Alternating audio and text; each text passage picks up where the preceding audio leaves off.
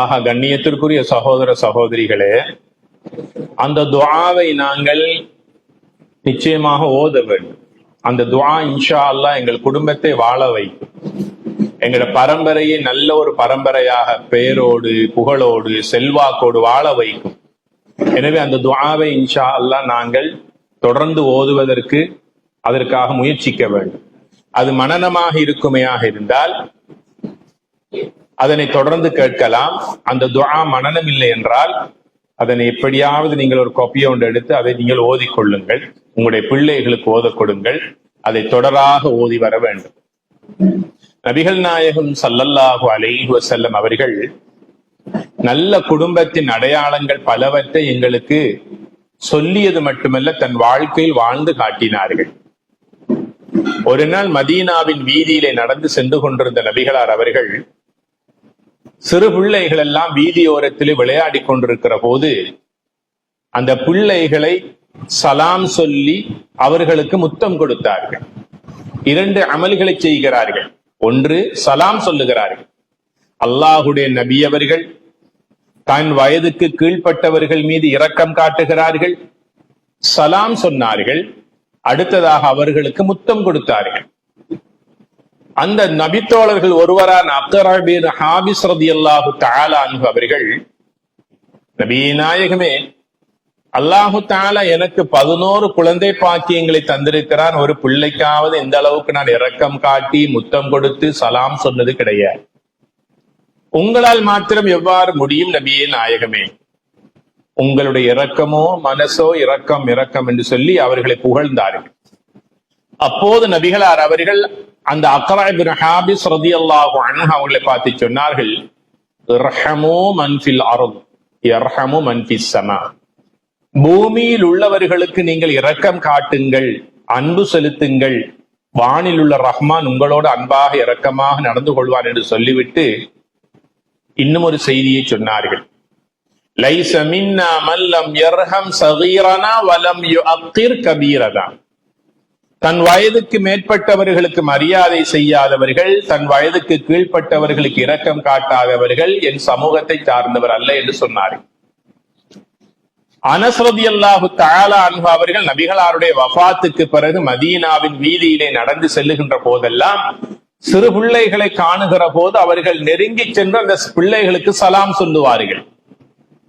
இதை பார்த்த இப்னு உமர் ரலியல்லாஹு தஆலா அன்ஹு அவர்கள் கேட்கிறார்கள், அனஸ் ரலியல்லாஹு அன்ஹு அவர்களை பார்த்து, சிறு பிள்ளைகளோடு அன்பாக மாத்திரமல்ல அவர்களை தேடி சென்று சலாம் சொல்லுகிறீர்களே, அந்த பிள்ளைகள் இந்த சமூகத்தினுடைய நாளைய தலைவர்களாக வரக்கூடிய சிறார்களை நாம் ஊக்கப்படுத்தி இரக்கம் காட்டி வளர்ப்பது எம்முடைய கடமை மட்டுமல்ல, நாளை ஒரு நாள் இந்த பூமியை விட்டு நாம் சென்றாலும் இந்த பிள்ளைகள் நாளை வளர்ந்து ஆளாகிற போது, இந்த சிறு பிள்ளைகளாக இருக்கிற போது நாம் எவ்வாறு அவர்களோடு நடந்து கொண்டோமோ அந்த பழக்கத்தை அந்த நினைவை வைத்து எமக்காக அவர்கள் துஆ செய்வார்கள் என்று சொன்னார்கள் அனஸ் ரலியல்லாஹு தஆலா அன்ஹு அவர்கள். எம் ஒவ்வொருவருக்கும் நம்முடைய இளமை காலத்தினுடைய அந்த பருவ காலம் எங்களுக்கு நினைவிருக்கும். எங்களோடு சில மக்கள், பெரியவர்கள், அனுபவசாலிகள், வயதில் மூத்தவர்கள், எல்லா வகையிலும் எம்மை விட மேலானவர்கள், நாம் சிறுபிள்ளைகளாக இருக்கிற போது எம்மோடு இரக்கமாக பாசமாக கண்ட இடங்களிலே எல்லாம் எங்களை கைப்பிடித்தவர்களும் எங்களுக்கு சலாம் சொல்லியவர்களும் இன்று வாழ்ந்து மரணித்திருப்பார்கள். ஆனால் அவர்களுடைய சிந்தனை, அவர்களை பற்றி அழகான நல்ல நினைவுகள் எங்கள் உள்ளத்திலே இருந்து கொண்டிருக்கிறதா இல்லையா? இதே போல நல்ல நினைவுகளை நம்முடைய பிள்ளைகளுக்கு மாத்திரமல்ல, மாற்றான் பிள்ளைகளோடும் நாம் இரக்கமாக நடந்து கொள்ள வேண்டும் என்பதனை நபிகளார் ஸல்லல்லாஹு அலைஹி வஸல்லம் சொல்லிவிட்டு சொல்லுகிறார்கள், பூமியில் உள்ள யாராக இருந்தாலும் அவர்களோடு அன்பாக இரக்கமாக நடந்து கொள்ளுங்கள் என்று சொல்லுகிறார்கள். ஒரு தாய்க்காக துஆ செய்தார்கள் நபிகளார் ஸல்லல்லாஹு அலைஹி வஸல்லம் அவர்கள். அது எந்த தாய் தெரியுமா? ஒரு நாள் பொழுது நபிகள் நாயகம் ஸல்லல்லாஹு அலைஹி வஸல்லம் அவர்கள் மஸ்ஜிது நபவிக்கு வருகிறார்கள்.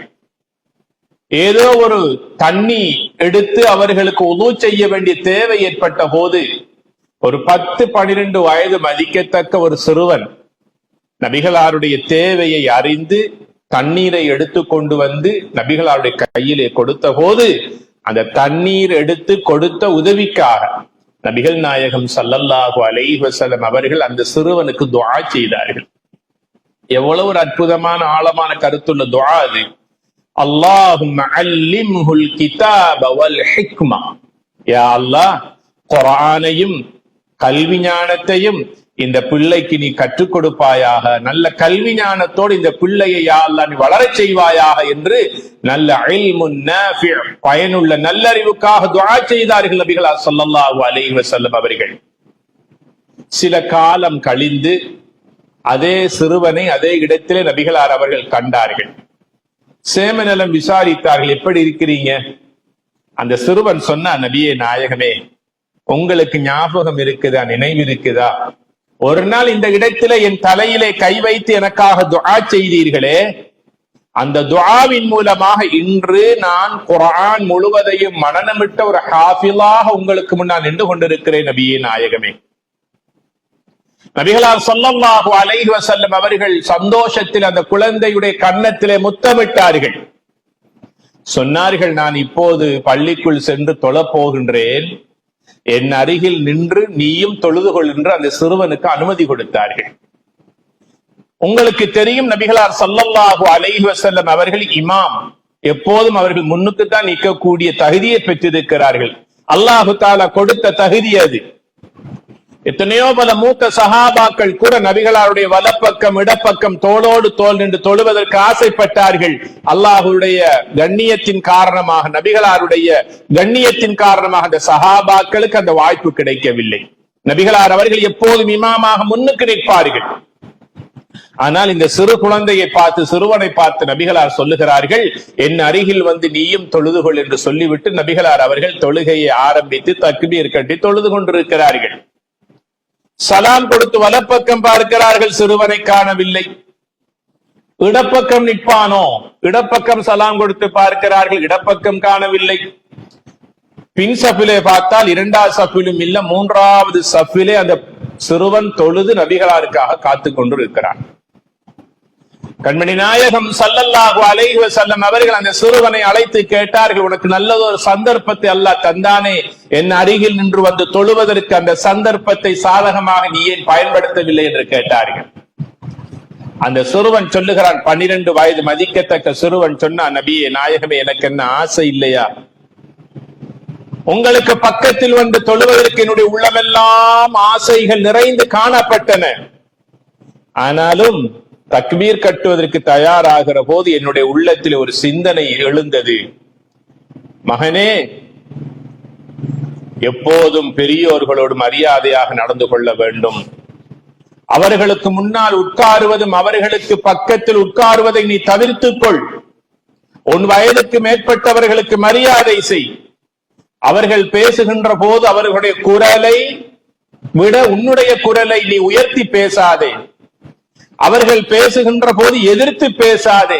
சொல்லுகின்றவற்றையெல்லாம் உன்னுடைய காதால் செவிமடுத்து உன் கருத்துக்களை அதற்கு பிறகு அமைதியாக பக்குவமாக சொல், பக்குவமாக சொல். இப்போது என்னுடைய தாய் சொன்ன வார்த்தை என்னுடைய சிந்தனையிலே வந்தது.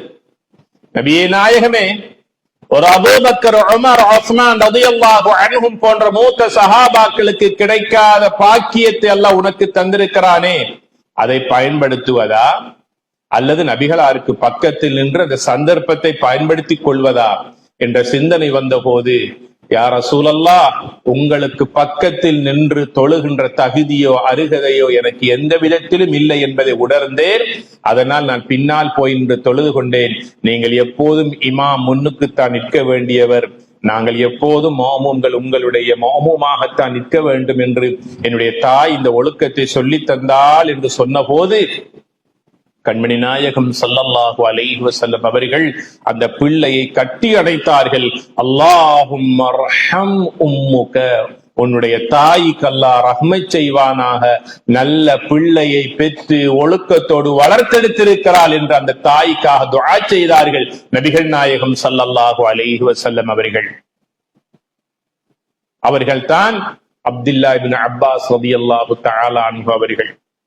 அல் குர்ஆனுக்கு பல ஆயிரக்கணக்கான அல் குர்ஆன் விரிவுரையாளர்கள் விரிவுரை எழுதி இருக்கிறார்கள். இன்று வரைக்கும் அவருடைய கருத்துக்கு மாற்று கருத்து சொல்லக்கூடியவர்கள் இந்த உலகத்தில் இதுவரைக்கும் பிறந்தது கிடையாது. அல்லாஹும்ம ஷ்ரஹ் ஸத்ரஹு லில் இஸ்லாம், மார்க்கத்தின் விளக்கத்தை யா அல்லாஹ் இவருடைய நெஞ்சகத்தை நீ நிரப்பி விடுவாயாக என்று துஆ செய்தார்கள் நபிகளார் ஸல்லல்லாஹு அலைஹி வஸல்லம் அவர்கள். ஒரு தாயினுடைய வளர்ப்பை பாருங்கள், பெற்றோருடைய வழிகாட்டலை பாருங்கள். இன்று பல்லின மக்களோடு, பல சமூகத்தோடு, பல மக்களோடு நாம் இரண்டரை கலந்து வாழ்ந்து கொண்டிருக்கிறோம்.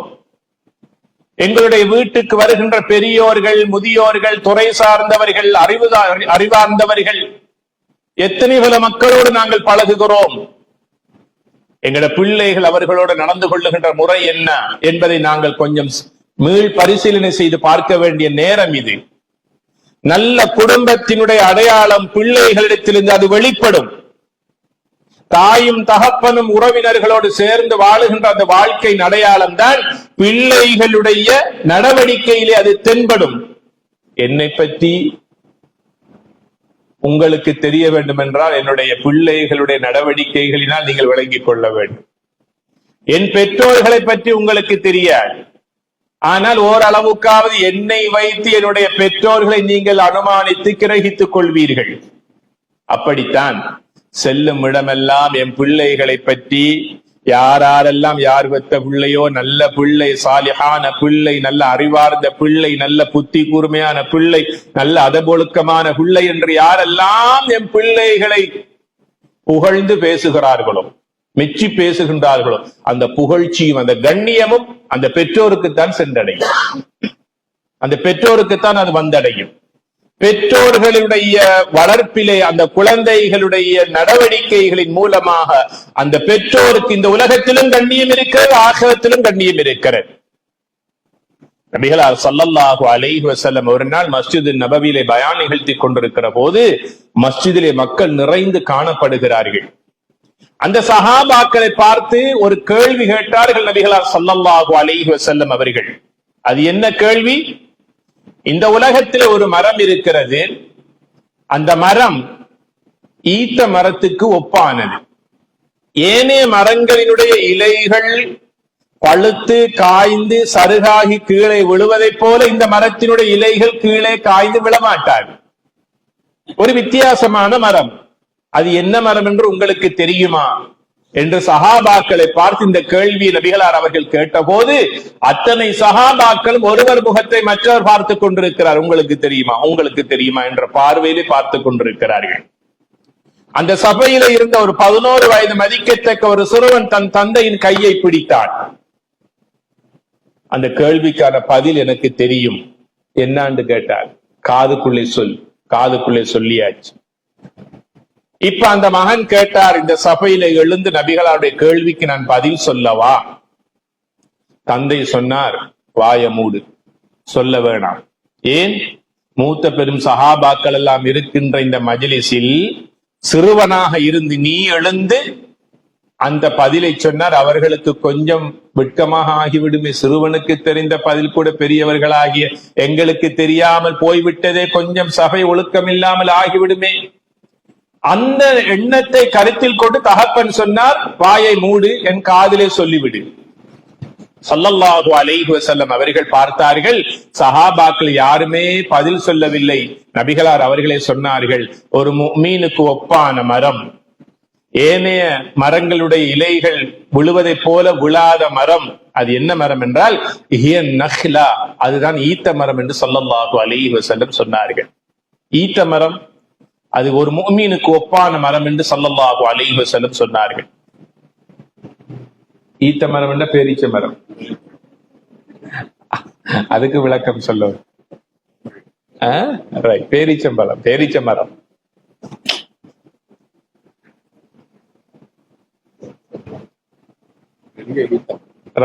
அல்ஹம்துலில்லாஹ். இப்ப ஸல்லல்லாஹு அலைஹி வஸல்லம் அவர்கள் அந்த கேள்வியை கேட்டு பதிலே சொல்லிவிட்டார்கள். சஹாபாக்கள் எல்லாம் மஜ்லிஸ் முடிந்ததற்கு பிறகு எழுந்து சென்று கொண்டிருக்கிற போது மகனை அழைத்து கொண்டு வந்து அந்த தகப்பன் நபிகளாரிடத்தில் வந்து சொன்னார், நபியே நாயகமே, என்னுடைய மகனுக்கு இந்த பதில் தெரியும், ஆனாலும் நான் சொல்ல விடவில்லை.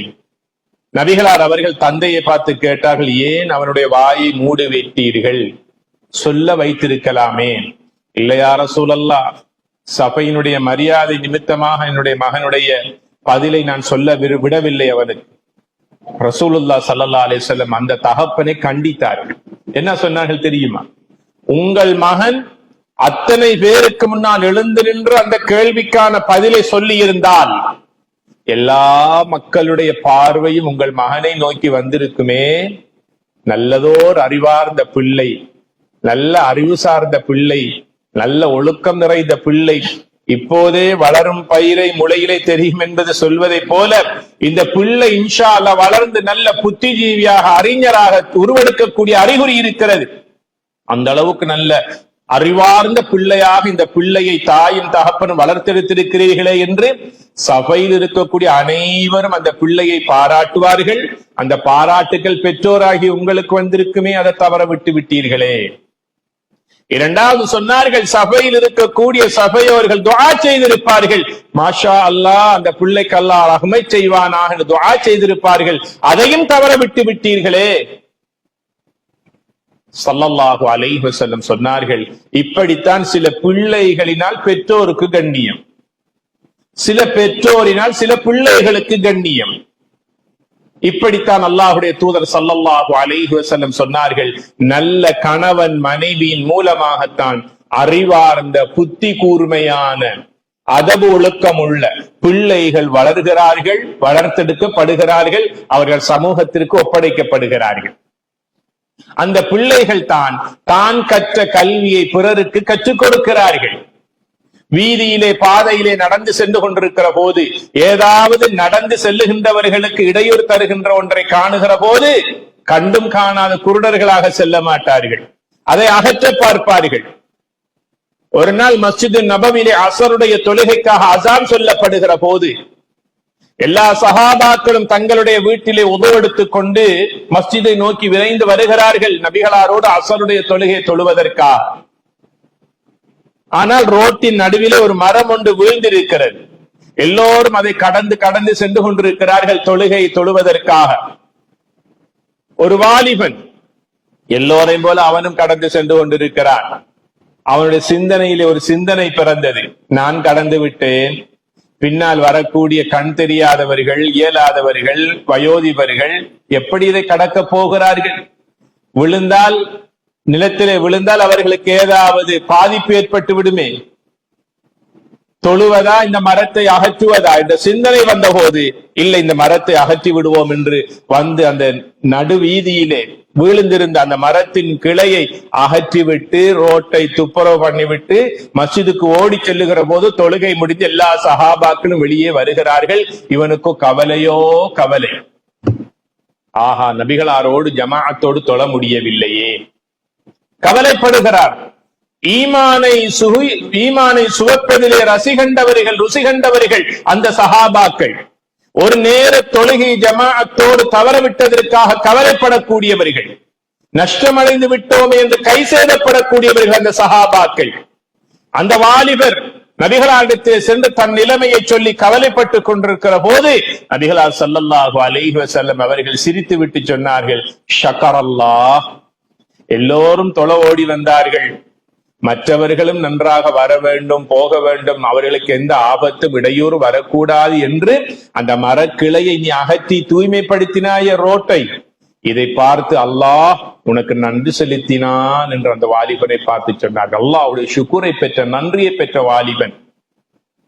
இரண்டாவது சொன்னார்கள் நபிகளார் அவர்கள், வகஃபர் அல்லாஹ், உன் பாவங்களை எல்லாம் மன்னித்து விட்டார் என்று சொன்னார்கள் ஸல்லல்லாஹு அலைஹி வஸல்லம்.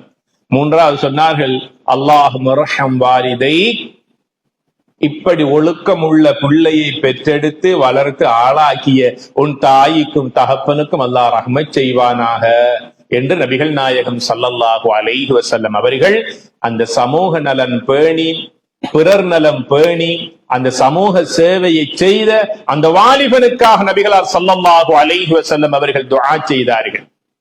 ஆக கண்ணியத்திற்குரிய சகோதர சகோதரிகளே, எங்களுடைய பிள்ளைகளுக்கு நாங்கள் நல்லொழுக்கத்தை கற்றுக் கொடுத்து அவர்களுக்கு வாழ்ந்து காட்டுகிற போது நிச்சயமாக அந்த பிள்ளைகள் எதிர்காலத்தில் தனக்காக வாழ்வதை விட தன் சமூகத்தினருக்காக பிறர் நலம் பேணக்கூடியவர்களாக என்னை போல மற்றவர்கள் நன்றாக வாழ வேண்டும் என்பதற்காக பலவாறான அர்ப்பணிப்புகளோடு சேவைகள் செய்யக்கூடிய மனோபக்குவத்தோடு அவர்கள் வளர்வார்கள். குடும்பத்திலிருந்து இவ்வாறான நல்ல பழக்கங்களை நாங்கள் உருவாக்க வேண்டும். எங்கள் குடும்பத்துக்கு மத்தியிலே கணவனுக்கும் மனைவிக்கும் மத்தியிலே ஏதாவது கருத்து முரண்பாடுகள் வந்துவிட்டால் பிள்ளைகளுக்கு முன்னால் சண்டை இடுவதை கூட ஸல்லல்லாஹு அலைஹி வஸல்லம் அவர்கள் தடுத்தார்கள். திருமணம் முடிப்பதற்கு ஒரு சஹாபி வந்து அல்லாஹுடைய தூதரிடத்தில் வந்து சொன்னார், நபியே நாயகமே, நான் நிக்காஹ் செய்ய போகின்றேன், என் மனைவிக்கு நான் செய்ய வேண்டிய கடமைகள் உரிமைகள் என்ன என்று கேட்டார்கள். நபிகள் நாயகம் ஸல்லல்லாஹு அலைஹி வஸல்லம் சொன்னார்கள், உன்னுடைய மனைவி அல்லாஹ் உனக்கு தந்திருக்கக்கூடிய ஒரு அமானிதம், இது பற்றி நாளை மறுமையில் அல்லாஹ் நிச்சயமாக உன்னிடத்திலே கேட்பான். அலா குல்லுக்கும் ராஇ வ குல்லுக்கும் மஸ்ஊலுன் அன் ரஇய்யதி, உங்களுடைய மனைவியுடைய விடயத்தில் எவ்வாறு நடந்து கொண்டீர்கள் என்பதை பற்றி அல்லாஹ் ஒரு கணவனிடத்திலே கேட்பான். உன் மனைவியுடைய விடயத்தில் நீதமாக நேர்மையாக நடந்து கொள் என்று முதலாவது சொன்னார்கள். இரண்டாவது சொன்னார்கள், உங்கள் மனைவிக்கு நீங்கள் எந்த உணவை விரும்பி சாப்பிடுகிறீர்களோ அதே போல உன் மனைவிக்கும் உண்ண கொடுங்க என்று சொன்னாங்க. மூன்றாவது சொன்னார்கள், நீங்கள் ஆடைகள் வாங்கி அணிகிற போது உங்கள் மனைவிக்கும் நல்ல உடைகளையும் ஆடைகளையும் வாங்கி கொடுங்கள் என்று சொன்னார்கள். உங்களுக்கு மத்தியில் ஏதாவது கருத்து முரண்பாடு வந்தால் உங்களுடைய கருத்து முரண்பாடுகளை உங்களுடைய வீட்டுக்குள்ளே வைத்துக் கொள்ளுங்கள். வலா தஹ்ஜர், அவளை வெறுத்து ஒதுக்கி மூன்றாவது மனிதருக்கு முன்னால், ஏன் உங்கள் பிள்ளைகளுக்கு முன்னால் கூட உங்களுடைய மனைவியுடைய குறையை சொல்லாதீர்கள் என்று சொன்னார்கள் ஸல்லல்லாஹு அலைஹி வஸல்லம் அவர்கள். ஒரு கணவனுக்கு கணவனின் பார்வையில் மனைவியிடத்திலே பல குறைகள் இருக்கலாம், ஆனால் அந்த குறைகள் பிள்ளைகளுக்கு தெரிவது கிடையாது. பிள்ளைகளுக்கு அவள் தாய் தான். ஒரு தகப்பனாக இருந்து கொண்டு தாயின் குறைகளை பிள்ளைகளுக்கு முன்னால் சுட்டி காட்டுகிற போது அந்த பிள்ளைகள் அந்த தவறுகளை ஏற்றுக்கொள்ள மாட்டார்கள், மாற்றமாக தகப்பனை வெறுக்க ஆரம்பிப்பார்கள். எப்ப பார்த்தாலும் அம்மாவை குறை சொல்லிக் கொண்டேதான் இருப்பாங்க, ஏசிக்கொண்டேதான் இருப்பாங்க, எப்பவுமே தாய ஏசிக்கொண்டுதான் இருப்பாங்க, திட்டிக் கொண்டுதான் இருப்பாங்க. இப்படியாக காலப்போக்கிலே பிள்ளைகளுடைய உள்ளத்தில் தகப்பனை பற்றிய ஒரு வெறுப்புணர்வு வரும் என்று சொன்னாங்க ஸல்லல்லாஹு அலைஹி வஸல்லம் அவர்கள். மனைவியினுடைய குறையாக இருந்தாலும் அதை உங்களுக்குள் வைத்து தீர்த்து கொள்ளுங்கள். பிள்ளைகளுக்கு முன்னாலோ குடும்ப உறவுகளுக்கு முன்னாலோ சொல்லி அவருடைய மானத்தை போக்கி விடாதீர்கள் என்று சொன்னாங்க ஸல்லல்லாஹு அலைஹி வஸல்லம். அடுத்ததாக சொன்னாங்க, வலா தத்ரிபில் வஜ்ஹ, ஏதாவது மனமுரணாக செய்து விட்டால், உங்களுக்கு ஆத்திரம் கோபம் ஆவேசம் வந்து விட்டால் உங்களோட கையை நீட்டி அவட முகத்தில் அடித்து விடாதீர்கள் என்று சொன்னாங்க ஸல்லல்லாஹு அலைஹி வஸல்லம் அவர்கள். இவ்வளவற்றையும் சொல்லிய ஸல்லல்லாஹு அலைஹி வஸல்லம் சொன்னாங்க, உங்களுக்கு தெரியுமா, ஒரு காலம் வரும், அந்த வயோதிப காலம் வரை இருக்கிறது, அந்த காலத்துல உங்களுக்கு தாயாக இருந்து அவள் காரியமாற்றக்கூடியவளாக இருப்பாள். மட்டுமல்ல, நீங்கள் வஃபாத் ஆகிவிட்டால் 4 மாதங்கள் 10 நாட்கள் உங்களுக்காக இத்தா இருந்து அவள் உங்களுக்காக துஆ செய்யக்கூடியவளாக இருப்பாள். அந்த மனைவிக்கு செய்ய வேண்டிய கடமைகளை உரிமைகளை சரியாக கரெக்டாக முறையாக செய்து கொள்ளுங்கள். அல்லாஹு தஆலாவுடைய அன்பையும் ரஹ்மத்தை மவத்தா அன்பையும் நீங்கள் பெற்றுக் கொள்வீர்கள் என்று ஸல்லல்லாஹு அலைஹி வஸல்லம் ஒரு கணவனை பார்த்து வசியத்து செய்துவிட்டு அந்த கணவனுக்கு இறுதியாக சொன்னார்கள், என்ன சொன்னார்கள், உங்களுடைய மனைவி உண்மையாகவே நீங்கள் விரும்பக்கூடிய நேசிக்கக்கூடியவர்களாக இருந்தால் உங்களுடைய தாய் தகப்பனை எவ்வாறு பராமரித்து கண்ணியப்படுத்தி வளர்க்கிறீர்களோ பராமரிக்கிறீர்களோ அதே போல மனைவியினுடைய தாய் தகப்பனையும் கண்ணியப்படுத்துங்கள், அரவணைத்துக் கொள்ளுங்கள், அவருக்கு தேவையானவைகளை செய்து கொடுங்கள் என்று ஸல்லல்லாஹு அலைஹி வஸல்லம் சொல்லுகிறார்கள். இதே போல ஒரு மனைவியானவளை பார்த்து சொன்னார்கள் ஸல்லல்லாஹு அலைஹி வஸல்லம், பெண்ணை பார்த்து சொன்னார்கள், இந்த உலகத்தில் ஒரு மனிதன் அல்லாஹ்வை தவிர வேறு யாருக்கும் சஜதா செய்யக்கூடாது, சுஜூது செய்யக்கூடாது. அவ்வாறு சுஜூது செய்வதற்கு நான் அனுமதி அளித்தால் ஒரு மனைவியை பார்த்து சொல்லுவேன், காலமெல்லாம் உன் கணவனுடைய காலடியிலே விழுந்து அவனுக்கு நன்றி கடன் செலுத்து என்று நான் சொல்லுவேன். ஆனால் அப்படி சொல்ல மாட்டேன். அதை நீ மனதில் நினைத்து உங்களுடைய கணவனுக்கு நீங்கள் கட்டுப்பட்டு வாழ வேண்டும் என்று சொன்னார்கள். இரண்டாவது சொன்னார்கள், எந்த சந்தர்ப்பத்திலும் கணவனுடைய அனுமதி இல்லாமல் எதையும் செய்யாதீர்கள், வீட்டை விட்டு வெளியேறி செல்லாதீர்கள், கணவனுடைய அனுமதி இல்லாமல் செல்லாதீர்கள் என்று சொன்னார்கள். உம்மு சுலைம் ரலியல்லாஹு தஆலா அன்ஹா அவர்கள் தன்னுடைய வீட்டிலே இருக்கிற போது கணவன் வெளியூர் பயணத்திலே இருந்து கொண்டிருந்தார். செல்லுகின்ற போது சொல்லிவிட்டு சென்றார், மனைவியை பார்த்து நான் வரும் வீட்டை விட்டு செல்ல வேண்டாம். அவர்கள் வீட்டை விட்டு சென்று சிறிது காலத்திலே உம்மு சுலைம் ரலியல்லாஹு அன்ஹா அவர்களுடைய தகப்பன் வஃபாத் ஆகிவிட்டார். இப்ப அந்த மனைவியானவள் சிந்திக்கிறாள், தகப்பனுடைய ஜனாசாவுக்கு செல்லுவதா அல்லது கணவன் சொன்ன வார்த்தைக்கு மதிப்பளித்து வீட்டோடு இருப்பதா? இப்படியான சிந்தனையுடைய குழப்பத்தில் இருக்கிற போது உம்மு சுலைம் ரலியல்லாஹு அன்ஹு அவர்கள் இந்த செய்தியை நபிகளாருக்கு எட்டி வைக்கிறார்கள். தகப்பன் வஃபாத்தாகி ஜனாசாவாகி இருக்கிறார், என்னுடைய கணவன் என்னை பார்த்து சொல்லி இருக்கிறார் வெளியே என்னுடைய அனுமதி இல்லாமல் செல்ல வேண்டாம் என்று. நான் எப்படி ஜனாசாவிலே கலந்து கொள்வதா அல்லது வீட்டிலே இருக்கட்டுமா? நபிகள் நாயகம் ஸல்லல்லாஹு அலைஹி வஸல்லம் என்ன சொன்னார்கள்? கணவனுக்கு மதிப்பளித்து நீ வீட்டோடு உட்கார்ந்து கொள் என்று சொன்னாங்க ஸல்லல்லாஹு அலைஹி வஸல்லம்.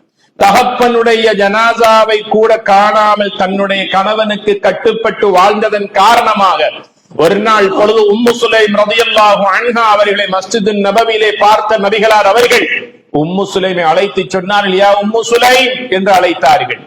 நபியே நாயகமே, இதோ இருக்கிறேன். சொன்னாங்க, நான் நேற்று ஒரு கனவு கண்டேன் என்று சொன்னாங்க ஸல்லல்லாஹு அலைஹி வஸல்லம். யா ரசூலல்லாஹ், என்ன கனவு? சுவர்க்கத்தில் நீங்கள் நடந்து செல்லுகின்ற உங்களுடைய காட்சியை நான் பார்த்தேன் என்று சொன்னாங்க ஸல்லல்லாஹு அலைஹி வஸல்லம். உம்மு சுலைம் ரலியல்லாஹு அன்ஹா அவங்க தான் அனஸ் ரலியல்லாஹு அன்ஹு அவருடைய தகப்பன் தாய். அனஸ் ரலியல்லாஹு அன்ஹு அவருடைய தாய். அந்த உம்மு சுலைம் ரலியல்லாஹு அன்ஹா கேட்கிறாங்க, யா ரசூலல்லாஹ், சுவர்க்கத்தில் என்னை கண்டீர்களா? நான் அப்படி என்ன அமல் செய்தேனோ? சொன்னாங்க ஸல்லல்லாஹு அலைஹி வஸல்லம், எல்லா நிலைகளிலும் உங்களுடைய கணவனுக்கு நீங்கள் கட்டுப்பட்டு வாழ்ந்ததன் காரணமாக, கணவனை மதித்ததன் காரணமாக, கணவனுக்கு மதிப்பளித்ததன் காரணமாக, உங்களுடைய கணவனுக்கு சமூகத்தில் இருக்கிற அந்தஸ்துக்கு ஏற்றாற் போல வீட்டில் அவரை மதித்ததன் காரணமாக அல்லாஹு தஆலா இந்த உயர்ந்த பதவியை சுவர்க்கத்தில் தருவதை நான் கண்டேன் என்று சொன்னார்கள் நபிகள் நாயகம் ஸல்லல்லாஹு அலைஹி வஸல்லம் அவர்கள். எங்கள் ஒவ்வொருவருக்கும் சமூகத்தில் பல அந்தஸ்துக்கள் உண்டு. ஒவ்வொருவருக்கும் சமூக அந்தஸ்து இருக்கிறதா இல்லையா? நாட்டுல இருக்கக்கூடிய, ஊர்ல இருக்கக்கூடிய இந்த சமூக அந்தஸ்து வீட்டில இருக்கிறதா என்பதை நாம் ஒவ்வொரு சிந்தித்து பார்க்க வேண்டும். செல்லும் இடமெல்லாம் முதல் மரியாதை, செல்லும் இடமெல்லாம் மாலை போட்டு முன் வரிசையில இருப்பிடம். இதே மரியாதை மனைவியிடத்திலே இருந்து கிடைக்கிறதா? இதே மரியாதையை பிள்ளைகள் தகப்பனுக்கு கொடுக்கிறார்களா? கண்ணியத்திற்குரிய தாய்மார்களை நீங்கள் கொஞ்சம் சிந்தியுங்கள். உங்களுடைய கணவனுக்கு மார்கள் இல்லை, புழுகள் இல்லை, ஒருமையில சொல்லுங்கள். உங்களுடைய கணவனுடைய சமூக அந்தஸ்து என்ன? அவருக்கு ஊரெல்லாம் எப்படியான மதிப்பு கிடைக்கிறது என்பதை அறிந்து புரிந்து உங்களுடைய பிள்ளைகளுக்கு நீங்கள் சொல்லிக் கொடுக்க வேண்டும். தகப்பன் வீட்டுக்கு வருகிற போது தகப்பனுடைய எவ்வாறு நடந்து கொள்ளுவது, அவர் வந்து இறங்குகிற போது அவர்கிட்ட ஓடி போய் நின்று அவருடைய பேக்கை வாங்குறது, கதவை திறந்து விடுறது, வரவேற்கிறது. தகப்பன் உட்கார்றதுக்கு முன்னால பிள்ளைகள் உட்கார வானாம். அவங்க பேசுகின்ற போது உரத்த குரலில் நீங்க கத்திக்கொண்டு பேசிக்கொண்டு சிரிச்சு கொண்டு விளையாடி கொண்டிருக்க வேண்டாம். ஊரெல்லாம் பல ஜோலிகளோடு பார்த்து கேட்டு வருகின்ற தகப்பனுக்கு வீட்டிலே ஒரு அமைதி இல்லை என்றால் அவருடைய சிந்தனை எப்படி இருக்கும்? வீட்டுக்கு போகாமல் இருந்தாலே நிம்மதி என்று சிந்திக்கிற அளவுக்கு வருமா இல்லையா? அதனால கணவனுடைய சமூக அந்தஸ்தை விளங்கி அந்த கணவனுடைய சமூக அந்தஸ்தை கொடுப்பதற்கு பிள்ளைகளுக்கு சொல்லிக் கொடுக்க வேண்டும். நபிகள் நாயகம் ஸல்லல்லாஹு அலைஹி வஸல்லம் அவர்கள் ஒரு நாள் தன் மகள் ஃபாத்திமா ரலியல்லாஹு அன்ஹா அவங்களுடைய வீட்டுக்கு போறாங்க மகளை பாக்குறதுக்கு. போற நேரத்துல தூரத்துல தன்னுடைய தகப்பன் வாரத மகள் கண்டுட்டாங்க. பாத்திமா ரலியல்லாஹு அன்ஹா தன் முன்னை முழுமையாக மறைத்து கொண்டு ஓடோடி தன்னுடைய வீட்டு வாசலுக்கு ஓடி வந்து தன்னுடைய தகப்பனுடைய கையை பிடித்து கையிலே முத்தமிட்டார்கள். தகப்பனுடைய நெற்றியிலே முத்தமிட்டார்கள். தன் கணவனை அப்படியே ஆற அணைத்துக் கொண்டார்கள். தன்னுடைய தோளிலே இருந்த ஒரு ஷால்வை போன்ற துணியை விரித்து தன்னுடைய தகப்பனை அந்த இடத்தில் உட்கார வைத்தார். தன்னுடைய தகப்பன் அந்த இடத்திலிருந்து எழுந்து செல்லுகின்ற வரைக்கும் வீட்டு வேலையையோ கணவனுடைய வேலையோ பிள்ளைகளுடைய வேலையோ செய்யாமல் தன்னுடைய தகப்பன் சொல்லக்கூடிய எல்லா விஷயங்களையும் காது தாழ்த்தி கேட்டு ரசித்து பேசி மகள் பாத்திமா ரலியல்லாஹு அன்ஹா. இப்போது தந்தை எழுந்து செல்வதற்கு தயாராகிற போது முதலாவது மகள் எழுந்து நின்றார்கள். தந்தையின் கைப்பிடித்து எழுப்பி விட்டார்கள். தன்னுடைய வீட்டு வாசல் வரைக்கும் கொண்டு போய் சென்று நபிகளாரை வழி அனுப்பி வைத்து விட்டு வந்தார்கள் பாத்திமா ரலியல்லாஹு தஆலா அன்ஹா அவர்கள். கணவன் வீட்டை விட்டு தொழிலுக்கு செல்லுகிற போது கையில ஒரு பேக், இந்த கையில போன், ஏதோ பல சுமைகளை சுமந்து கொண்டு அவர் வெஹிக்கிளுக்கு காருக்கு போகக்கூடிய நேரத்தில் ஏன் இந்த செயல்களை ஒரு மனைவியாக இருந்து மனைவி செய்யக்கூடாது? உங்களுடைய பிள்ளைகளுக்கு இதையும் சொல்லிக் கொடுக்க கூடாது. சில நேரங்கள்ல பிள்ளைகள் திருமணம் நிக்காஹ் முடித்து தூர இடங்கள்ல இருப்பாங்க. ஒரு வீக்கெண்ட்ஸ்ல ஒரு சாட்டர்டே சண்டே போன்ற லீவு நாட்கள்ல பிள்ளைகளுடைய வீட்டுக்கு போகும்போது பிள்ளைகள் உங்களை வரவேற்கக்கூடிய அளவுக்கு நீங்கள் வழிகாட்டி இருக்கிறீர்களா, அல்லது நீங்களாக போய்த்து உங்களுக்கு ஏதோ ஒரு இடத்துல போனோம், உட்கார்ந்தோம், போனோம், பார்த்தோம், வந்தோம் என்ற நிலை இருக்கிறதா என்பதை நாம் ஒவ்வொருவரும் சிந்தித்து பார்க்க வேண்டியிருக்கிறது. நபிகளார் ஸல்லல்லாஹு அலைஹி வஸல்லம் சொன்னாங்க, ஒரு பெண்ணை பார்த்து சொன்னாங்க, அனுமதி இல்லாமல் வீட்டை விட்டு வெளியே போகாதீங்கன்னு சொன்னாங்க. ஒரு நல்ல கணவன் மனைவி மூலமாக நல்ல ஒரு குடும்ப உருவாக்கத்தை அடையாளப்படுத்தினார்கள். அடுத்ததாக என்ன சொன்னாங்க தெரியுமா? கணவருடைய சொத்துக்களையும் செல்வங்களையும் துஷ்பிரயோகம் செய்யாதீங்க, இஸ்ராஃப் வீண்விரயம் செய்யாதீங்க. எந்த ஒரு மனைவி வீட்டு பொருட்களை இஸ்ராஃப் வேஸ்ட் வீண்விரயம் செய்வாரோ அது வறுமையில் வருவதற்கு காரணமாக அமையும் என்று ஸல்லல்லாஹு அலைஹி வஸல்லம் சொன்னாங்க. அடுத்தது சொன்னாங்க, திருப்தியோடு ஏற்றுக்கொள்ளுங்கள் என்று சொன்னாங்க. எதை கொண்டு வந்து கொடுத்தால் அது போதாமையாக இருந்தாலும் அல்ஹம்துலில்லாஹ், இதுதான் இன்றைக்கு எங்களுக்கு கிடைத்திருக்கிறது. இது கூட இல்லாத நிலையில் எத்தனை பல குடும்பங்கள் இருப்பார்கள். அல்லாஹ் தஆலா இதை தந்து எங்களை கண்ணியப்படுத்தி இருக்கிறான். எங்களை வறுமையிலும் பட்டினியிலும் பசியிலும் கஷ்டத்திலும் துன்பத்திலும் அல்லாஹ் எங்களை வாழ வைக்கவில்லை. கணவனுடைய அந்த வருவாயை ஏற்று அவரை பொருந்திக் கொள்ளுங்கள், ஏற்றுக்கொள்ளுங்கள். மாற்றமாக குறை பேசி அவருடைய உள்ளத்தை புண்படுத்தி விடார்கள். ஆயிஷா ரலியல்லாஹு அன்ஹா அவங்களை பார்த்து சொன்னாங்க, பெண்கள் அதிகமாக நரகத்தில் இருப்பதை கண்டேன் ஆயிஷான்னு சொன்ன போது ஆயிஷா ரலியல்லாஹு அன்ஹா அவங்களுக்கு கோபம் வந்துச்சு. ஏன் பெண்கள் மாத்திரம் நரகத்தில் அதிகமாக இருக்கும்? எப்ப பார்த்தாலும் கணவன்மார ஏற்றுக்கொள்வதில்லை, குறை சொல்லிக் கொண்டே இருப்பாங்க. 99% நல்லமா இருப்பாங்க, ஏதாவது ஒரு விதத்துல ஒரு நேரத்துல இல்ல இன்றைக்கு முடியாது அப்படி சொல்லிட்டு அந்த 99% அழிஞ்சு போயிடும். அந்த 1% அங்கே வந்து எப்பதான் எனக்கு தந்தீங்க, எப்பதான் கூட்டிட்டு போனீங்க, எப்ப பார்த்தாலும் இதுதான். குறை கூறாதீர்கள், நன்றி கெட்டத்தனமாக நடந்து கொள்ளாதீர்கள் சொன்னாங்க ஸல்லல்லாஹு அலைஹி வஸல்லம் அவர்கள். ஆக அடுத்த ஒரு முக்கியமான விஷயத்தை ஸல்லல்லாஹு அலைஹி வஸல்லம் சொன்னாங்க. ஒரு மனைவியை பார்த்து சொன்னாங்க, உங்களை கணவன் பொறுப்பேற்று நல்ல முறையில வாழ வைத்துக் கொண்டிருக்கக்கூடிய இந்த கணவனை நீங்கள் விரும்பக்கூடிய காரணங்கள் பல இருக்கும். அந்த கணவனை நீங்கள் விரும்புகின்ற போதெல்லாம் கணவனுடைய தாயையும் தகப்பனையும் அவருடைய உறவுகளையும் நீங்கள் மதியுங்கள், அவர்களுக்கு உபகாரம் செய்யுங்கள் என்று சொன்னாங்க ஸல்லல்லாஹு அலைஹி வஸல்லம் அவர்கள். திருமணம் நிக்காஹ் முடித்ததற்கு பிறகு கணவனுடைய பெற்றோரை வெறுக்கக்கூடிய மனைவிமார், கணவனுடைய உறவுகளை சகோதர சகோதரிகளை கணக்கெடுக்காமல் வெறுக்கி ஒதுக்கக்கூடிய ஒரு காலத்திலே நாம் இதை பேசிக் கொண்டிருக்கிறோம். என் உறவினர்களை நான் எவ்வாறு மதிக்கிறேனோ அதே போல கணவனுடைய உறவுகளை நான் மதிக்க வேண்டும். வீட்டுக்கு வந்தால் அவர்களை உபசரிக்க வேண்டும், மனம் நோகக்கூடாது. அவர்களை வரவேற்க வேண்டும், கண்ணியப்படுத்த வேண்டும். அவர்களுடைய சிந்தனையிலே ஒன்றை நாங்கள் உருவாக்க வேண்டும். என்னுடைய சகோதரனுடைய வீட்டுக்கு சென்றால் நல்ல முறையில் என்னை கண்ணியப்படுத்தி என்னை வரவேற்கக்கூடியவர்களாக இருக்கிறார்கள் என்று விருப்பத்தோடு வருகின்ற சூழ்நிலை நீங்கள் உருவாக்கிக் கொள்ள வேண்டும். ஸல்லல்லாஹு அலைஹி வஸல்லம் சொல்லுகிறார்கள், உங்களுடைய கணவனுடைய உறவுகளை நீங்கள் நேசிக்கின்ற வரைக்கும் உங்களுடைய கணவனுடைய அன்பை நீங்கள் பெற்றுக்கொண்டே இருப்பீர்கள். எப்போது உங்களுடைய கணவனை நீங்கள் விரும்பிய நிலையில் அவருடைய உறவுகளை நீங்கள் வெறுத்து ஒதுக்கி விடுகிறீர்களோ அவர்கள் உங்களுடைய வீட்டுக்கு வருவதற்கு மறுப்பார்கள், யோசிப்பார்கள். சில நேரங்கள்ல நோய்வாய்ப்பட்டு வாடும் வீடுமா சுத்தினா கூட பாக்குறதுக்கு கூட வரமாட்டாங்க. நல்லா இருக்கும் போது கூட எங்களை பார்க்க மாட்டாங்க, எங்களோட பேச மாட்டாங்க. இந்த நேரத்தில் யாரும் போறது பார்க்குது.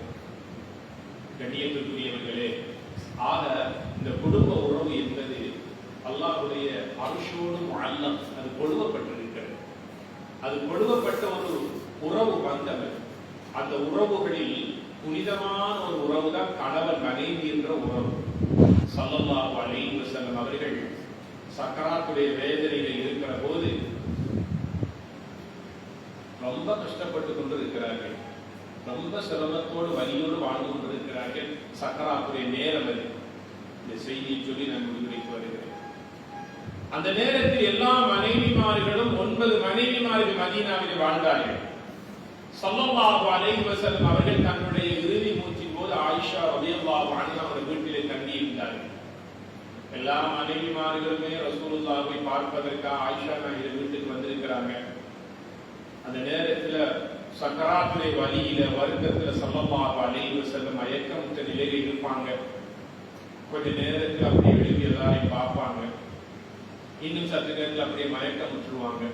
இப்படி நேரம் செல்ல செல்ல வருத்தம் வலியில இருந்து கொண்டிருக்கிற போது சஃபியா ரலியல்லாஹு அன்ஹா, ரசூலுல்லாஹ் ஸல்லல்லாஹு அலைஹி வஸல்லம் மனைவிமாரில் ஒருவர் சஃபியா ரலியல்லாஹு அன்ஹா. அந்த சஃபியா ரலியல்லாஹு அன்ஹா ரசூலுல்லாஹ்வோட ரொம்ப சரியான இரக்கம். ரசூலுல்லாஹ் வேறு மனைவிமார்களுடைய வீட்டிலே தங்கி இருந்தாலும் தன்னுடைய வீட்டிலே சமைக்கின்ற உணவுகளை தேடி கொண்டு போய் தன்னுடைய கணவனுக்கு கொடுத்து விட்டு வரக்கூடியவர்கள். அவ்வளவு இரக்கம் தன்னுடைய கணவனோடு. சக்கராத்துடைய நேரத்தில் மயக்க நிலையில இருக்கின்ற தன்னுடைய கணவனை பார்த்து சஃபியா ரலியல்லாஹு அன்ஹா பொது எடுத்துட்டு 2 ரக்காத் தொழுது அல்லாஹ் இடத்துல துஆ கேட்டாங்க, யா அல்லாஹ், என்னுடைய கணவன் உன்னுடைய நபிக்கு வந்திருக்கிற இந்த சக்கராத்துடைய வலியையும் வருத்தத்தையும் எனக்கு தாயா அல்லாஹ், என்னுடைய கணவனுக்கு இலகுபடுத்தி லேசாக்கியா அல்லாஹ், உன்னுடைய நபிக்கு இந்த வருத்தத்தை கொடுத்து அவரை சிரமப்படுத்திடாதே என்று துஆ செய்துவிட்டு வந்து பார்க்கிறாங்க. மயக்க நிலையில் இருந்த ரசூலுல்லாஹ் ஸல்லல்லாஹு அலைஹி வஸல்லம் கண்முழிச்சு கொஞ்சம் உஜாரா இருக்கிறார். கொஞ்ச நேரத்தில் ஸல்லல்லாஹு அலைஹி வஸல்லம் அவர்களுடைய உடம்பெல்லாம் உஷ்ணமேறி சூடாகி கொண்டு மயக்க நிலையில் இருக்கிற போது 2வது தடவை ஓடினார்கள், தொழுதார்கள். இதேவாறு அல்லாஹ்விடத்தில் துஆ கேட்டார்கள், யா அல்லாஹ், என்னுடைய கணவனுக்கு சக்கராத்தை இலகுபடுத்த அந்த வருத்தத்தையும் வலியையும் எனக்கு தாயா அல்லாஹ் என்று தன்னின் மீது அந்த சுமையை ஏற்றுக் கொண்டார்கள். வந்து பார்க்கிறார்கள், அல்லாஹ்வுடைய தூதர் அவர்கள் ஓரளவுக்கு நிம்மதியோடு இருக்கிறார்கள். கொஞ்ச நேரத்தில் வலியினால துடித்துக் கொண்டிருக்கிற போது சக்கராத்திலே நேரத்தில் நபிகளார் அவர்கள் ரொம்ப சிரமப்பட்டு கொண்டிருக்கிற போது சஃபியா ரலியல்லாஹு அன்ஹா மீண்டும் ஓடுறாங்க. தொழுறதுக்கு போறதுக்கு தயாராகும் போது ஸல்லல்லாஹு அலைஹி வஸல்லம் கையை பிடிச்சு சொன்னாங்க, சஃபியா, எல்லாத்துக்கும் ஒரு நேர காலம் உண்டு. இப்போ உங்களோட துஆ ஏற்றுக்கொள்ளப்பட மாட்டாது. இன்ன லிகுல்லி மௌத்தின் சக்கராத், அல்லாஹ் ஒவ்வொரு மௌத்துக்கும் சக்கராத்தை வைத்திருக்கிறான். அந்த சக்கராத் இப்போது எனக்கு அல்லாஹ் தந்திருக்கிறான். சஃபியா, நீங்க எவ்வளவு துஆ கேட்டாலும் அல்லாஹ் அதை இலகுபடுத்த மாட்டான். அந்த சக்கராத்தை அல்லாஹ் எனக்கு தந்துதான் ஆகுவான். நான் அதை அனுபவித்துத்தான் ஆக வேண்டும். தன்னுடைய மனைவியின் கையை பிடித்து இழுத்தார்கள் ஸல்லல்லாஹு அலைஹி வஸல்லம் அவர்கள். உடனே சஃபியா ரலியல்லாஹு அன்ஹா அவர்கள் ரசூலுல்லாஹ்வுடைய நெஞ்சிலே தன்னுடைய கண்ணை வைத்தார்கள், நெற்றியை வைத்தார்கள். கண்ணீர் ஓவென்று நபிகளாருடைய நெஞ்செல்லாம் வடிந்து விடுகிறது. அதற்கு பிறகு நான் சக்கராத்தின் இறுதி கட்டத்தை அடைந்து அல்லாஹ்வுடைய இறைவனடி சேர்ந்தார்கள். இந்த நிகழ்வுகள் எங்களை தெளிவுபடுத்துகிறது தெரியுமா? மனைவியோடு அன்பாக இரக்கமாக புரிந்துணர்வோடு நாம் வாழ்கிற போது ஒரு மனைவியானவள் கணவனோடு புரிந்துணர்வோடு சேர்ந்து அன்பாக பரஸ்பரமாக இரண்டர கலந்து வாழுகிற போது ஒரு கணவனுக்கு துன்பம் ஏற்பட்டால் மனைவி அவள் சகித்துக் கொள்ள மாட்டாள், அது அவளுக்கு வந்ததை போல உணர்கிறான். ஒரு மனைவிக்கு துன்பம் கஷ்டம் வருகிற போது அந்த கணவனால் அதை ஏற்றுக்கொள்ள முடியாத அளவுக்கு நிம்மதியை தொலைத்தவனா அவன் அழுகையிலும் தொழுகையிலும் அந்த ரப்பிடத்திலே மனைவிக்காக துஆ செய்கிறான். இதுதான் நல்ல குடும்பத்தினுடைய அடையாளமாக இருந்து கொண்டிருக்கிறது. கண்ணியத்துக்குரிய பெரியவர்கள் அல்லாஹ்வுடைய நல்லடியார்களே, இந்த உலக வாழ்க்கையில் அல்லாஹ் தஆலா எங்கோ இருந்த ஒரு கணவனை, எங்கோ இருந்த ஒரு பெண்ணை கணவன் மனைவியாக அல்லாஹ் இல்லற வாழ்க்கையில் ஒன்று சேர்த்திருக்கிறான். இது சொர்க்கத்தில் அல்லாஹ் தஆலா நிர்ணயித்த அவருடைய கபரிலே உள்ள ஒரு ஏற்பாடு. அல்லாஹ் தஆலா எங்களுக்கு மத்திய ஒரு அன்பையும் பிணைப்பையும் அல்லாஹ் மஹப்பத்தையும் அல்லாஹ் எங்களுக்கு வலுவடைய செய்திருக்கின்றான். எனவே சிற்சில காரியங்களுக்காக அற்ப காரணங்களுக்காக யாரும் யாரையும் ஒதுக்கிவிடக் கூடாது, புறந்தள்ளிவிடக் கூடாது. கோபித்தால் 2-3 நாட்களுக்கு மேலால் அதை நாங்கள் தொடரவிடக் கூடாது. முதலாவது சலாம் சொல்லக்கூடிய கணவனா நாம் மாறவும், முதலாவது சலாம் சொல்லக்கூடிய மனைவியா அல்லாஹ்வுடைய தவாவை பெற்றுக் கொள்ளக்கூடிய மனைவியாக நாம் மாற வேண்டும். கணவனும் மனைவியும் சேர்ந்து பிள்ளைகளை வளர்த்தெடுப்பதிலே கவனம் செலுத்த வேண்டும், பயிற்சியில் அளிக்க வேண்டும். ஒரு கணவனாக இருக்கக்கூடியவருக்கு பிள்ளைகளில் ஆண் பிள்ளைகளை மஸ்ஜிதுக்கு அழைத்து வருவதிலே பங்கு இருக்கிறது. பெண் பிள்ளைகளை வீட்டிலே வைத்திருக்கிற போது அந்த பிள்ளைகளுக்கு பரதாவுடைய வாழ்க்கை முறைகளை அறிமுகப்படுத்த வேண்டும். அவருடைய அவுரத்தை நீங்கள் சொல்லிக் கொடுக்க வேண்டும். வீட்டிலே உதவெடுத்து தொடுகின்ற பயிற்சிகளை நீங்கள் வழங்க வேண்டும். இந்த 7 வயதுல 10 வயதுக்குள்ள அந்த பிள்ளைகளுக்கு நல்லொழுக்கத்தை சொல்லிக் கொடுத்து வளர்த்து விட்டீர்களே, ஆனால் அந்த பிள்ளைகள் 70 வயதிலும் இந்த நன்மையை தொடராக செய்து கொண்டிருப்பார்கள். நாம் இந்த பூமியில இருக்க மாட்டோம். அவர்களுடைய ருக்கூவும் அவருடைய சுஜூதும் அவர்கள் ஓதுகின்ற ஒவ்வொரு குர்ஆன் ஹர்ஃபும் எங்களுடைய கபருக்கு நன்மைகளாக வந்து கொண்டே எல்லாம் வல்ல அல்லாஹ் இந்த உலக வாழ்க்கையை தந்ததை போல நாளை சுவர்க்கத்தில் கணவன் மனைவியாக பிள்ளைகளாக சந்தோஷத்தோடு எங்களுடைய சந்ததிகளோடு வாழ்வதற்கு யாரமானே நம் அனைவருக்கும் தௌஃபீக் செய்வாயாக. யா அல்லாஹ் எங்கள் அனைவருடைய பாவத்தை மன்னித்தருள்வாயாக. யா அல்லாஹ் எங்கள் மனைவி மக்கள் குடும்பத்தார் முஸ்லிம்கள் ஆண்கள் பெண்கள் உற்றார் உறவினர்கள் அனைவருடைய பாவத்தை மன்னித்தருள்வாயாக. யா அல்லாஹ் எங்களில் இருக்கக்கூடிய நோயாளிகளுக்கு உடல் ஆரோக்கியத்தை கொடுப்பாயாக. தாங்கிக் கொள்ள முடியாத நோய்களும் கஷ்டங்களும் துன்ப துயரங்களும் எங்களுக்கு வந்துவிடாமல் ரஹ்மானே என்னை பாதுகாப்பாயா. எங்களை விட்டு மரணித்தவர்கள் கபர்களை சுவர்க்கத்தில் பூஞ்சோலியாக்கி வைப்பாயா. மௌத்து வரைக்கும் கணவன் மனைவி ஒற்றுமையாக சந்தோஷத்தோடு புரிந்துணர்வோடு வாழ்வதற்கு யா ரஹ்மான் தௌஃபீக் செய்வாயா. நபிமார்கள் தங்கள் மனைவிமார்களுடைய எவ்வாறான குடும்ப உறவை வாழ்ந்து இந்த உலகத்தில் வாழ்ந்து மரணித்தார்கள், அதே போல எங்களுடைய குடும்ப வாழ்க்கையை நாங்கள் சிறப்பாக்கி தந்தருவாயா. எங்கள் பிள்ளைகள் எங்களுக்காக துஆ செய்யக்கூடிய சாலிஹீன்களாக முத்தகீன்களாக தக்வாதாரிகளாக வாழ்வதற்கு வளர்வதற்கு யாருமான கிருபை செய்வாயா. எங்கள் தொழிலிலும் வாழ்க்கையிலும் வீட்டிலும் எங்கள் எல்லா சொத்துக்களையும் நிலைமைகளிலும் பரக்கத்தையும் செயல்களின் பரக்கத்தையும் உண்டாக்கி தந்தருவாயா. வறுமையிலிருந்தும் கஷ்டத்திலிருந்தும் நோய் நொம்பலங்களிலிருந்தும் கண்ணறிலிருந்து யாரும் அனைவரையும் பாதுகாப்பாயா. எங்கள் துஆவை கபூல் செய்வாயா. இந்த மஸ்ஜிதுடைய பவுண்டர்ஸ்களுக்கும் அதன் நிர்வாகிகளுக்கும் அதற்கு நேரடியாக மறைமுகமாக யார் யாரெல்லாம் உதவிக்கரம் நீட்டிக் கொண்டிருக்கிறார் அத்தனை பேருக்கு ரஹ்மத் செய்து நிறைவான கூலியை கொடுத்தல்வாயா. இந்த இடத்தில் எங்களை எல்லாம் ஒன்று சேர்த்ததை போல நாளை சொர்க்கத்தில் நம் அனைவரையும் ஒன்று சேர்த்தல்வாயா. எங்கள் துஆவை கபூல் செய்வாயா. ربنا رب ارحمهما كما ربياني صغيرا وصلى الله تعالى وسلم على خير خلقه سيدنا محمد وعلى آله وصحبه أجمعين. سبحان ربك رب العزة عما يصفون وسلام على المرسلين والحمد لله رب العالمين.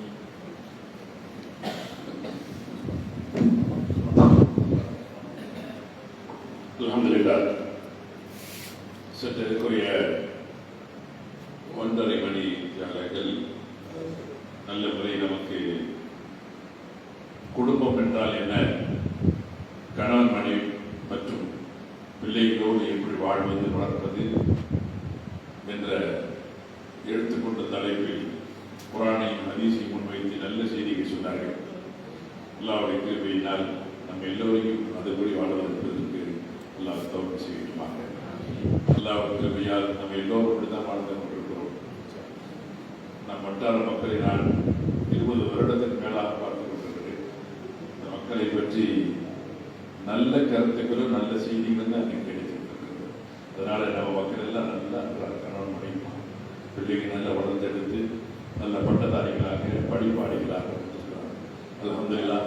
இது போன்று கேட்க கேட்க கேட்க இன்னும் அவர்கள் பிள்ளைகளை நல்ல நிலை கொண்டு வருவார்கள். நல்ல செய்தியை சொன்னார்கள். அல்லாஹ் தஆலா அவர்களுக்கும் நல்ல நீண்ட ஹயாத்தையும் நிறைவான வழக்கத்தையும் நல்ல பயனுள்ள இல்மை இன்னும் கொடுப்பானாக. அவர்கள் மேலும் மேலும் மார்க்க செய்தி செய்வதற்கு அந்த வகை செய்வானாக என்று துஆ செய்து நன்றி தெரிவித்துக் கொள்கிறோம். அடுத்ததாக நம்ம மதரசாவில் ஒரு ஏற்பாடு என்னன்னு சொன்னால், நம்ம தமிழ் பேசுவோம். சில பேர் தமிழ் ஸ்கூல் போகாமல் மேலே இங்கிலீஷ் படிச்சிருக்கோம். பேசுகிற தமிழை எழுதவும் படிக்கவும் தெரிந்தால் இன்னும் நல்லா இருக்கும். அதனால வர 16ஆம் தேதி ஞாயிற்றுக்கிழமை காலை 11 மணிக்கு 12 மணிக்கு 1 மணி நேரம் கிளாஸ், தமிழ் கிளாஸ் மாசாங்க படிக்கக்கூடிய ஸ்கூலுக்கு போகிற பிள்ளைங்க கொஞ்சம் படிக்கணும், தமிழ் படி ஆர்வம் உள்ளவங்க வந்து கலந்து அந்த தமிழ் படித்து எழுத படிக்க தெரிஞ்சுக்கலாம். ஏன்னு கேட்டால் அத்தை வந்துச்சு, ஆடு மாடு போச்சு சொன்ன மாதிரி இருக்கு. அத்தை வந்துச்சு போச்சு, நாளைக்கு சொல்லிச்சுது, நாளைக்கு சொல்லிச்சதெல்லாம் படிச்சதும் இல்லைடா, புரிய மாட்டேங்குது தமிழ், சரி தமிழ் வராது அப்படின்னு சொல்லிட்டு யாருன்னு சொன்னால் அத்தாவும் தமிழ் எழுத படிக்க தெரிஞ்சவங்களா இருப்பாங்க, தமிழ் பேச தெரியாதுங்களா இருப்பாங்க. பேசவும் எழுதவும் படிக்கவும் தெரிஞ்சால் அப்போ தான் ஏன்னு சொன்னால் ஒருத்தருடைய ஐடென்டிட்டி, அவங்களுடைய அடையாளத்தை பேசுகிற மொழியும் அவங்களுடைய எழுதக்கூடிய ஆற்றல் இருந்தால் தான் அவங்க யாருக்கும் தெரியும். இல்லைன்னா நம்மளை எப்படி கொண்டு சேர்ப்பாங்க. நம்ம வாய் திறந்து பேசும்போது தான் தமிழ் பேசக்கூடிய முஸ்லீம்கள் அப்படி புரிஞ்சுக்குவாங்க. அதனால நம்ம ஒரு தாய்மொழி அம்மா மொழின்னு ஒன்று இருக்குது, இப்போ லாங்குவேஜ் ஒன்று அது நம்ம படிச்சுக்கணும். அதனால நம்ம மதரசா நிர்வாகிகள் ஒரு நல்ல ஏற்பாடு பண்ணியிருக்காங்க. வர 14ஆம் தேதி ஸ்டார்ட் பண்ணுது. அது படிச்சு கொடுக்கறதுக்கு இங்கே இருக்கிறவங்க ஒரு ஆசிரியர் இருக்கிறாங்க. வந்து கிளாஸுக்கு வந்து அவங்க அறிமுகப்படுத்தப்படுவாங்க. நல்ல திறமையான நல்ல சொல்லிக் கொடுக்கக்கூடிய நல்ல ஆசிரியர் கிடைச்சிருக்காங்க.